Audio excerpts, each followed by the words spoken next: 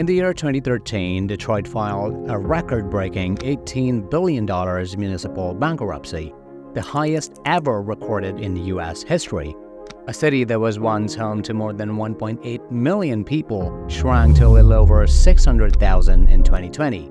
In a matter of decades, Detroit went from one of America's most prosperous cities to one of its most distressed.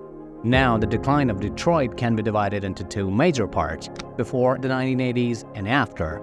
I said before and after because the typical explanation for the decline of Detroit tends to focus on significant historical events that took place over half a century ago, but what has been happening since the 1980s is equally an important part of the equation, and I'll come back to it later to tie everything together. You see, in the 1950s and 60s, Detroit was at the height of its manufacturing prowess, particularly in the automobile industry. However, as manufacturing practices evolved and foreign competition intensified, Detroit's dominance in the industry began to wane. The oil crisis in the 1970s and the subsequent demand for smaller, fuel-efficient cars further impacted Detroit's automobile manufacturers. They struggled to adapt to changing consumer preferences and faced stiff competition from foreign automakers. Unfortunately, Detroit's lack of diversification and total dependence on automobile manufacturing further exacerbated the situation. As Detroit's manufacturing base eroded, it led to plant closures, job losses, and a severe decline in economic activity. Then in 1967, a major riot in the city, also called the 12th Street Riot, erupted in response to long-standing racial tensions and socioeconomic disparities. This riot was a pivotal point that really accelerated Detroit towards its fall. The riot was sparked by a police raid on an unlicensed bar in the predominantly African-American neighborhood of Virginia Park. It quickly escalated into widespread violence, looting, and arson, resulting in significant property damage and loss of life. The riot exposed the deep-rooted racial inequalities and strained relations between the African-American community and law enforcement. It exacerbated white flight or white exodus to the suburbs, as many residents, mostly white, moved out of the city, further contributing to Detroit's population decline. As people left the city, the tax base shrank, resulting in reduced revenue for the city government. This in turn limited its ability to provide essential services, maintain infrastructure, and address urban blight. Vacant and abandoned properties became prevalent, contributing to urban decay and creating a negative cycle of disinvestment and further population loss. However, this narrative for the decline of Detroit, which undoubtedly had a profound impact, still overlooks some crucial inquiries. Why has Detroit continued to deteriorate, and even at an accelerated pace, in the subsequent 4 decades since the 1980s, while other Midwestern cities that have had similar legacies have experienced comparatively better performance during the same period?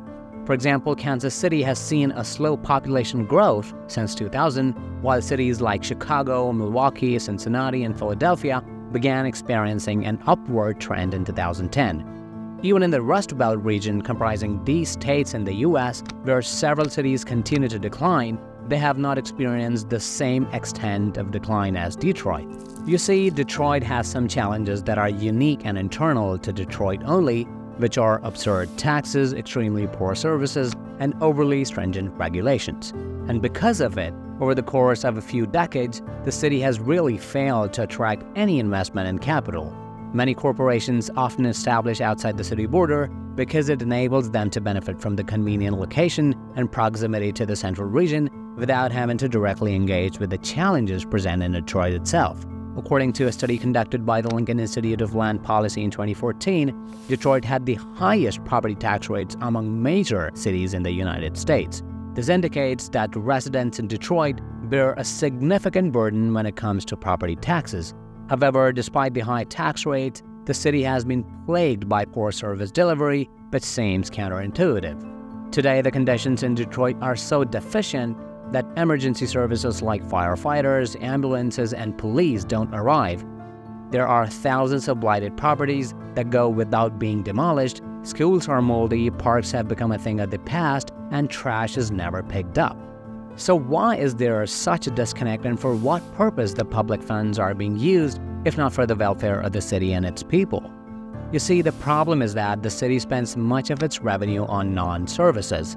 During the time of Detroit's bankruptcy in 2013, approximately half of the city's $18 billion debt was attributed to worker-related liabilities, including pension obligations and healthcare costs for retired employees. This meant that a considerable portion of the city's funds were directed towards supporting individuals who were no longer actively contributing to the daily operation of the city.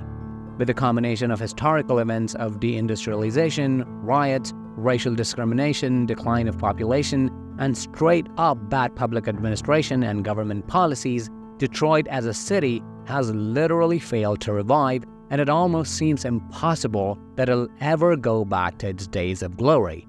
This is Stories Across, and thank you for watching.